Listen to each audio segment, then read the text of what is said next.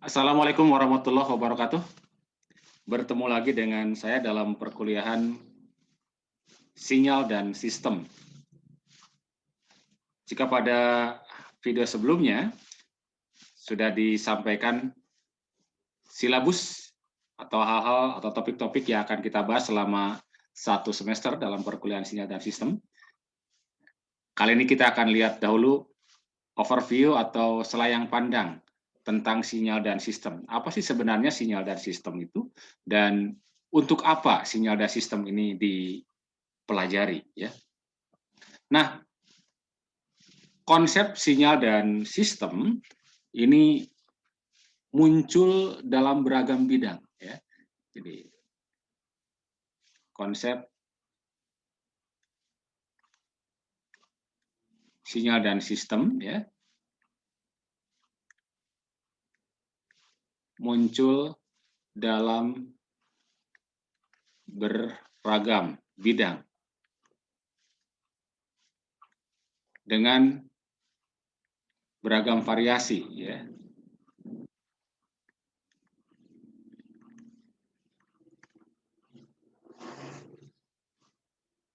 Baik dalam bidang sains ya maupun teknik ya. Jadi banyak nanti bermanfaat ya di bidang sains maupun di bidang teknik. Sebagai contoh misalnya dalam bidang komunikasi misalnya ya. Dalam bidang komunikasi atau telekomunikasi misalnya ya. Konsep sinyal dan sistem ini berguna dalam hal misalnya untuk merancang atau dalam proses merancang ya atau perancangan lah ya dalam perancangan RF transceiver misalnya ya. Jadi sistem pemancar atau penerima frekuensi radio ya. Kemudian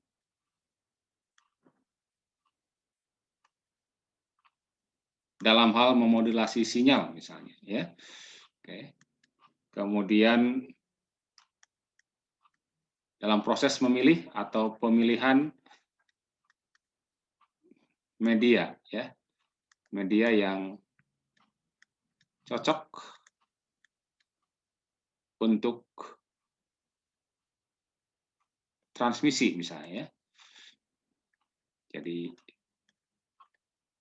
ini terkait dengan transmisi dari sinyal ya. Kemudian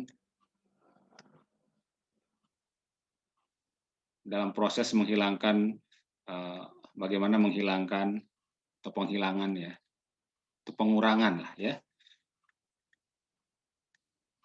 pengurangan atau penghilangan ya noise ya atau draw. Kan noise atau draw adalah sesuatu yang mengganggu ya. Jadi bagaimana misalkan mendapatkan suara yang jernih ya. Ya. Kita perlu menggunakan atau memahami konsep sinyal dan sistem ini ya. Kemudian juga bagaimana meniadakan echo ya.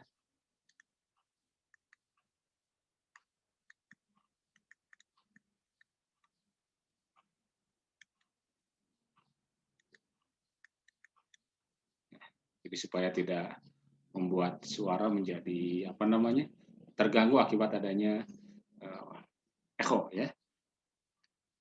Kemudian juga dalam kaitannya dengan proses pemfilteran ya atau filtering ya.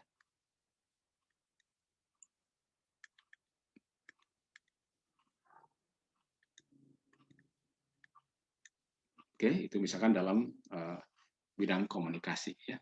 Kemudian terkait dengan bagaimana desain suatu rangkaian misalnya. Nah, untuk mendesain suatu rangkaian ini perlu pemahaman konsep sinyal dan sistem dalam hal misalkan konsep blok diagram, ya, atau diagram blok, ya.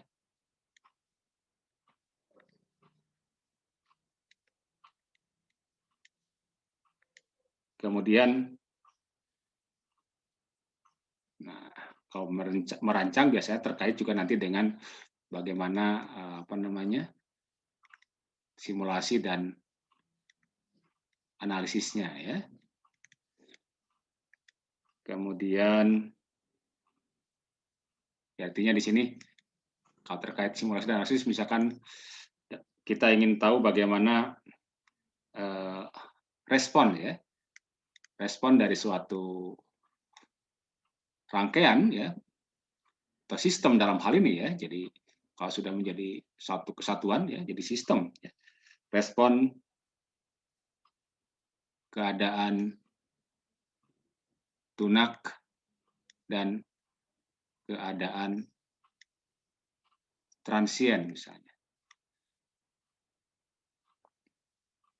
Dalam bidang listrik, ya, misalkan ada rangkaian RC, ya. Jadi kita bisa lihat bagaimana apa namanya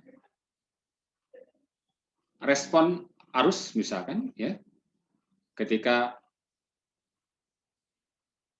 rangkaian RC dari keadaan tanpa tegangan kemudian diberi tegangan misalnya, ya. Kemudian konsep transformasi, ya, ini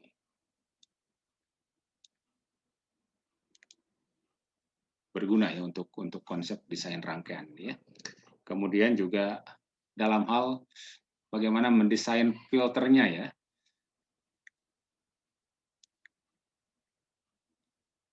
Dan proses pengambilan data atau sampling, ya. Sampling.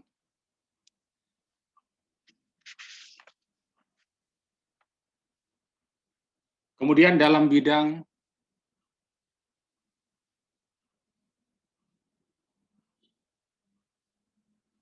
pembangkitan misalkan, ya, pembangkitan terkait dengan kelistrikan, ya, dan distribusi energi misalnya, ya. Bagaimana mendesain misalnya filter daya aktif, ya.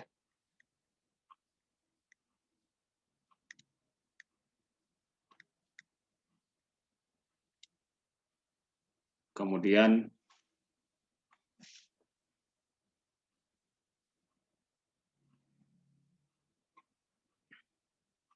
terkait juga nanti dengan bagaimana mensimulasikan dan menganalisis, ya.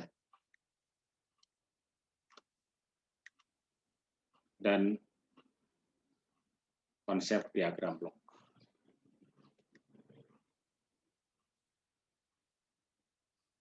Ya. Yang terus ini dibahas dalam konsep sinyal dan sistem, ya.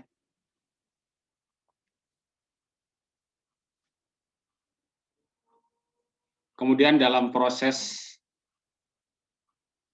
atau pemrosesan suara misalnya.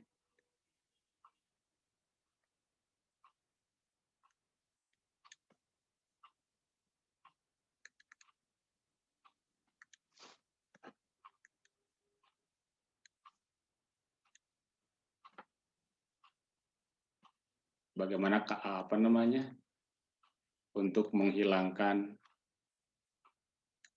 noise, ya, atau derau, ya, supaya suaranya menjadi jernih, ya. Kemudian juga memfilter mana yang boleh lolos, mana yang boleh tidak, ya. Dalam proses pemfilteran dan juga terkait dengan apa transformasinya, ya.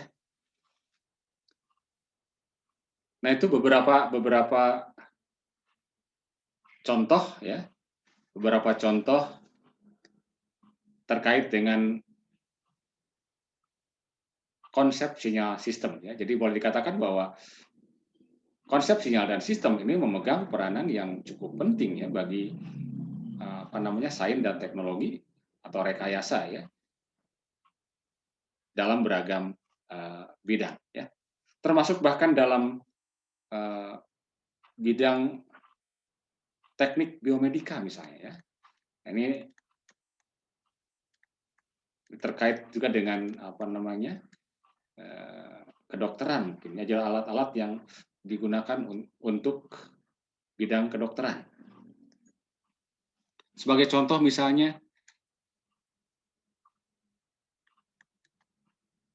bagaimana pemrosesan sinyal pada EEG dan ECG misalnya ya.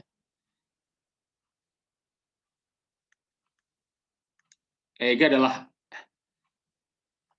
elektroencephalografi ya, dan ECG adalah elektrokardiografi ya, atau EKG kalau dalam bahasa kita ya, EKG ya, elektrokardiogram. Jadi kalau EEG itu adalah suatu alat untuk mempelajari gambar dari rekaman aktivitas listrik di otak ya. Jadi bagaimana teknik perekaman EEG dan interpretasinya, ya kita memerlukan pemahaman yang baik tentang sinyal dan sistem ya. Kemudian kalau ECG ya, elektrokardiografi ya, itu biasanya untuk mengecek ritme jantung dan aktivitas listriknya. Jadi bagaimana denyut jantung, apakah sesuai dengan standar, misalkan keadaannya baik atau tidak ya. Kemudian contoh lainnya misalkan bagaimana memproses gambar ya, atau pemrosesan gambar dalam USG ya. Ultrasonografi. Ya, jadi ini biasanya umumnya digunakan untuk melihat kondisi bayi di dalam kandungan misalnya ya. Salah satu contohnya ya, jadi dengan USG ya. Kemudian juga termasuk dalam proses bagaimana menguatkan sinyal ya, dan pemfilteran ya. Jadi sekali lagi bahwa banyak atau konsep sinyal dan sistem ini boleh dikatakan memegang peranan penting dalam beragam bidang dan aplikasinya ya. Oke, jadi ini sekedar overview ya. Jadi mengapa kita harus mempelajari konsep sinyal dan sistem ya. Baik, sementara sampai di sini dulu. Terima kasih. Assalamualaikum warahmatullahi wabarakatuh.